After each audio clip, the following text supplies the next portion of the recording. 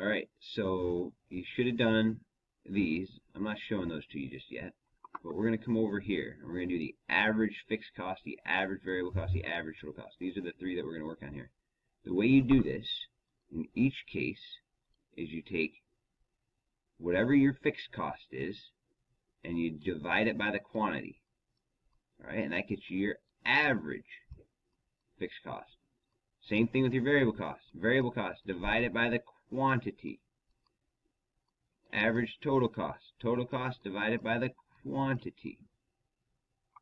So anytime you see average, you're basically just going to take whatever comes next and divide it by the quantity. And the quantity is the same as your output, which is right here.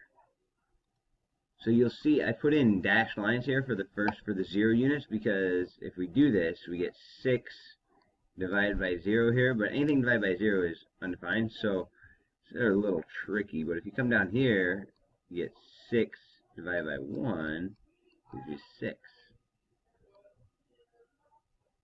Alright, and if I continue here to come over to the average total cost, well, my average total cost at 1 unit is 5, so I just do 5 divided by 1, that gets me 5.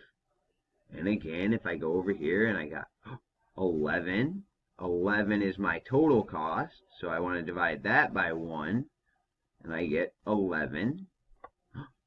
Alright, here, so I want you to pause for a second. Use your information that you calculated from 2 units for this row, and calculate your average fixed, average variable, average total. Just pause it for a second, and then I'm going to show you how to do it. So if you notice here, I filled in row 2 a little bit. So 6 is my fixed cost, because my fixed costs are staying the same here regardless of output. And 6 plus 8 gets me to 14 here.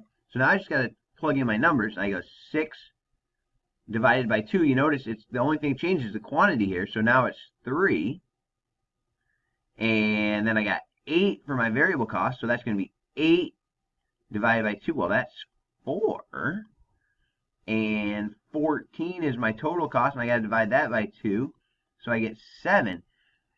Anybody notice something that's happening here with my average total cost? Check out how your average total cost compares to your average fixed and your average variable. Anybody notice that if you add your average fixed and your average variable cost, it equals your average total cost? So 6 plus 5 gets me 11. 3 plus 4 gets me 7. Well, there you go. I want you now, keep going. I want you to do the rest of these boxes right here. Okay? And you're going to get a chance to check them in just a second, but I want you to do them first. Okay? And you can use your average fixed plus variable, average variable equals your total, average total, to check yourself and to make sure that you're right. Because if it doesn't work like that or come pretty close, some of these I think have a decimal, and if you're off by like a tenth, that's okay, but it'll help you to decide if you're doing it right.